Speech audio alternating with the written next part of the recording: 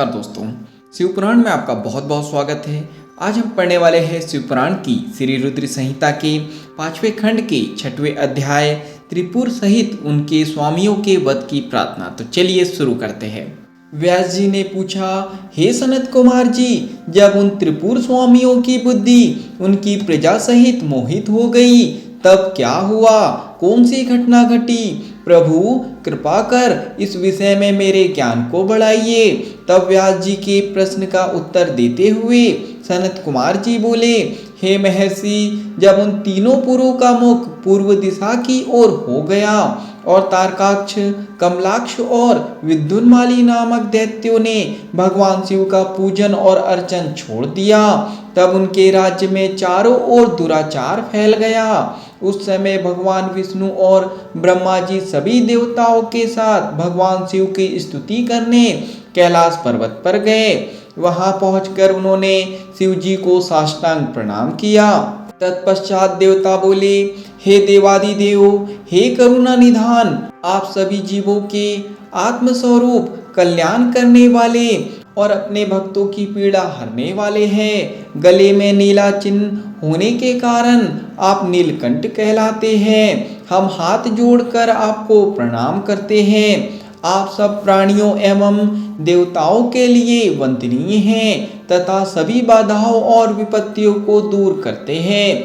भगवान, आप ही रजोगुण, सतोगुण और तमोगुण के आश्रय से ब्रह्मा, विष्णु और महेश के अवतार धरकर भगवान, आप ही रजोगुण, सतोगुण और तमोगुण के आश्रय से ब्रह्मा, विष्णु और महेश के अवतार धरकर जगत की सृष्टि, पालन और संहार करते हैं। आप ही अपने भक्तों को इस भवसागर से पार कराने वाले हैं। वेद आपके परब्रह्म स्वरूप और तत्व रूप का वर्णन करते हैं। आप सर्वव्यापी, सर्वात्मा और इन तीनों लोकों में अधिपति हैं। आप सूर्य से भी अधिक तेजस्वी और दीप्तिमान हैं। हम आपको नमस्कार करते हैं तथा सब प्राणियों के शरीर में रहते हैं। ऐसे परमेश्वर को हम प्रणाम करते हैं। हे शिव शंभु, तारकाक्ष, कमलाक्ष और विद्युन्माली नामक त्रिपुर स्वामियों ने हम देवताओं को अनेकों प्रकार से परेशान कर प्रताड़ित किया है।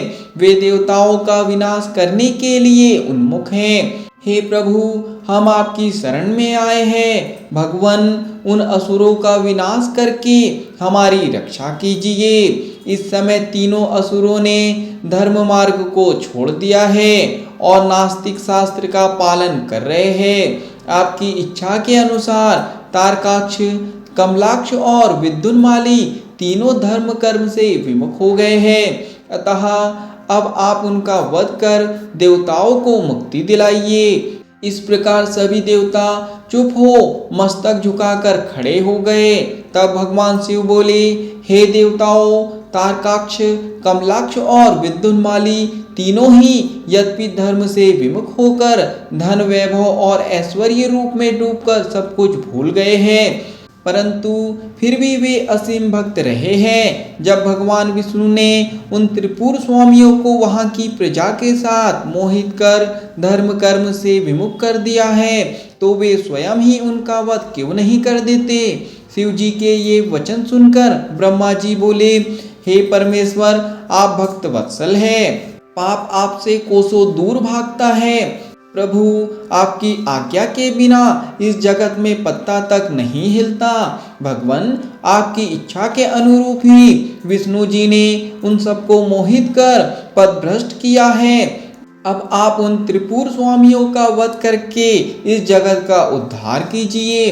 प्रभु, आप तो इस जगत का आधार हैं। हम सब आपके सेवक हैं और आपकी आज्ञा के अनुसार कार्य को पूरा करते हैं। आप सम्राट और हम आपकी प्रजा हैं। ब्रह्मा जी के इन वचनों को सुनकर भगवान शिव प्रसन्न होकर बोले, हे ब्रह्मन, आप मुझे देवताओं का सम्राट कह रहे हैं, पर आप ऐसा कैसे कह सकते हैं जबकि आप जानते हैं कि मेरे पास ना तो कोई दिव्य रथ है और ना ही कोई सारथी है।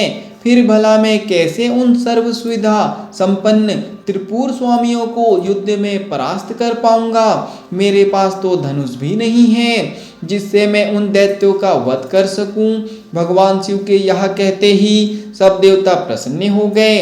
उन्होंने कहा कि प्रभु, यदि आप उनका वध करने के लिए तैयार है तो हम सभी आपके लिए रथ तथा अन्य शस्त्र सामग्री का प्रबंध कर देंगे।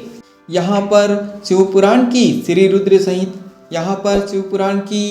रुद्र संहिता के 5वें खंड के 6वें अध्याय का समापन होता है। आज के लिए इतना ही। धन्यवाद।